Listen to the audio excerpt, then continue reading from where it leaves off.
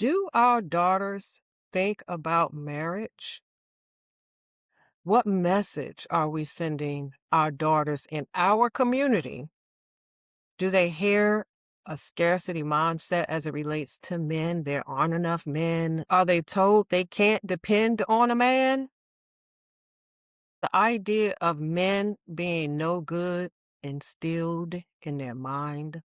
Are they encouraged to forget about men and only focus on careers and working hard?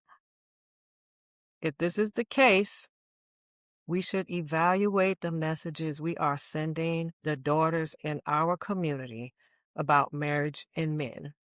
Welcome back to Before You Do with Verlyn. I'm your favorite premarital coach and the auntie you didn't know you needed. Today, we are discussing our daughters and what they think about marriage, okay? And I'm saying this because I have quite a few Asian and white associates, all right? And you know what? Their children are getting married in their early to mid 20s. I see it all the time because we're all in the same community or in the same homeschool groups, all of the different things I'm a part of. Okay, so they are having conversations with their daughters about being wives and being married. They give them positive reinforcement and they are encouraged to marry well and to have families.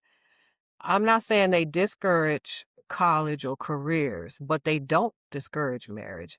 And they definitely embrace marriage over education. Surprise?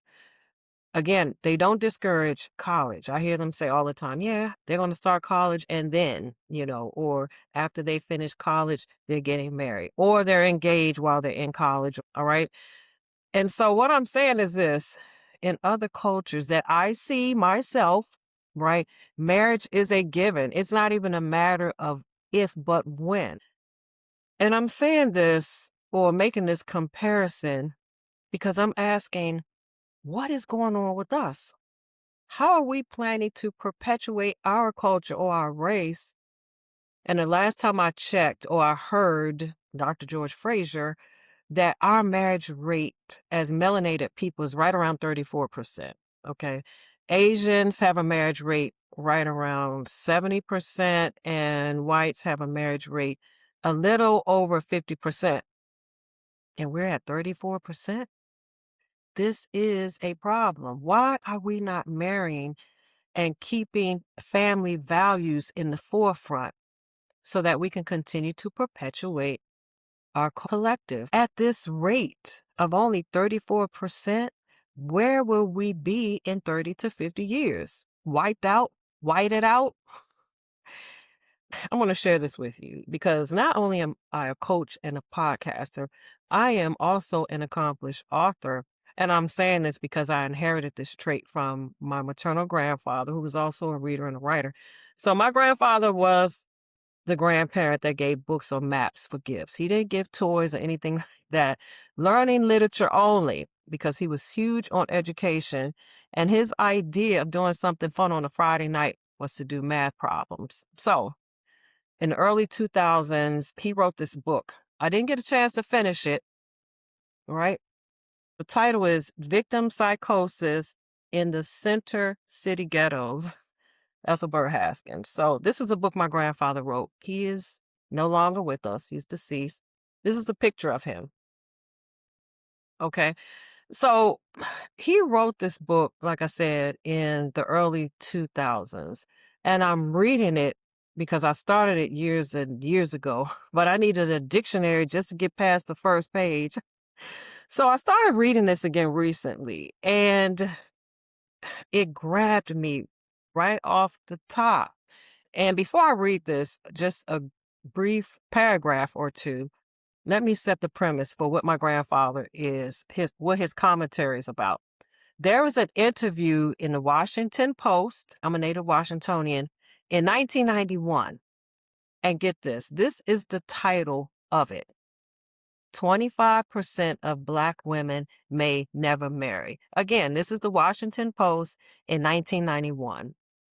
And the title of this article is 25% of Black women may never marry. They said 25% back in 1991. All right. And so this particular chapter, he's mentioning two women that were interviewed. I don't know if these were the only two women or not. I don't have the article. But what he says, there's a 17-year-old not married and she has two children. And at best, she hopes to have a boyfriend. And there's a 37-year-old that was interviewed and she has an advanced degree and a very lucrative career. And she says that she would consider tolerating a husband or some other man outside of her race. So my grandfather wrote this commentary, okay? And it's interesting because you hear the same communal thought that's continuing on today. And we have to ask ourselves why. So I'm going to read this very briefly. So having sallied forth and acquired an education against the background painted in a well-meaning but negatively protective father who can imagine how unenthusiastically daddy's girls would work hard for tolerating their husbands. Note how the 17-year-old relegates her hope for a boyfriend to a peripheral role as a family, and how the 37-year-old expresses no intention of relinquishing any of her sovereignty. The statements of both women were borderline contemptuous, though that effect may have been incited by a sensationalist seeking news reporter. Finally, the accomplished 37-year-old might consider the option exercised by the following African American women: Pearl Bailey, Peggy Cavett, Diane Carroll, Marion Wright, Lena Horne, Eartha Kitt, Mildred Loving, Diana Ross, or any additional number of other equal or lesser luminaries. They all found husbands outside their black male access pool. Very interesting. Again, this article was from 1991, and my grandfather had that book published in the early 2000s. Does that narrative sound familiar today? 17-year-old, two children, not married. Our culture, 37-year-old, lucrative career, advanced degrees, basically saying she might tolerate a husband, but that was not high on her list of priorities. What are we doing? And I know this is not everyone. Whenever general statements are made, it should be inferred that we are not talking about 100% of the collective, okay? But there's enough that we should be talking about it, and statistics prove that, okay? I have to ask the question again. If we're not coming together as a culture and marrying each other, how do we expect to perpetuate our own race? Through continual unwed motherhood? In the past 10 years, I have been to more baby showers and college graduations, or I've heard of more baby showers and college graduations than I have bridal showers or weddings in our culture, all right? And I promise you, again, every time I turn around, I hear that one of my white associates, oh, did you hear so-and-so's daughter got married? Or one of my Asian associates, did you hear that so-and-so's son got married? I'm like, what? Like, they're just a couple of years older than my daughter, right? Maybe a few years, a couple to a few years. They're getting married. We're having lots of baby showers. We shouldn't wear that as a badge of honor. I'll say it again. We should not wear that as a badge of honor. I think in the past 15 or 20 years, I've been to two weddings, one this past February and one about 15 or 16 years ago.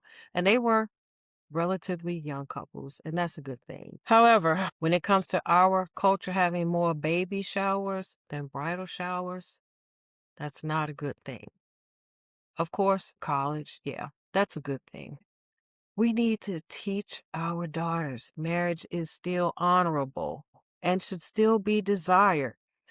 And I understand marriage is not for everyone. I get that. But I also understand that as a culture, we should not be at the bottom in terms of out of 100%, only 34% of us are married. What is going on? Why are we not holding family values in high esteem? However, we are allowing our young girls to watch ratchet women and emulate them as if our culture has not plummeted enough into bad behavior. Are we encouraging our daughters to look at higher education as the only goal? And then when they achieve a certain level of success, to look down on the men that look like them and consider them to not be enough? What in the world are we doing here? Are we thinking anything about our future? Are some of us so jaded because of past relationships or past experiences that we don't think our daughters have a chance at being happily married with families? Are we this disillusioned? Do we not want to present marriage as an option to our daughters?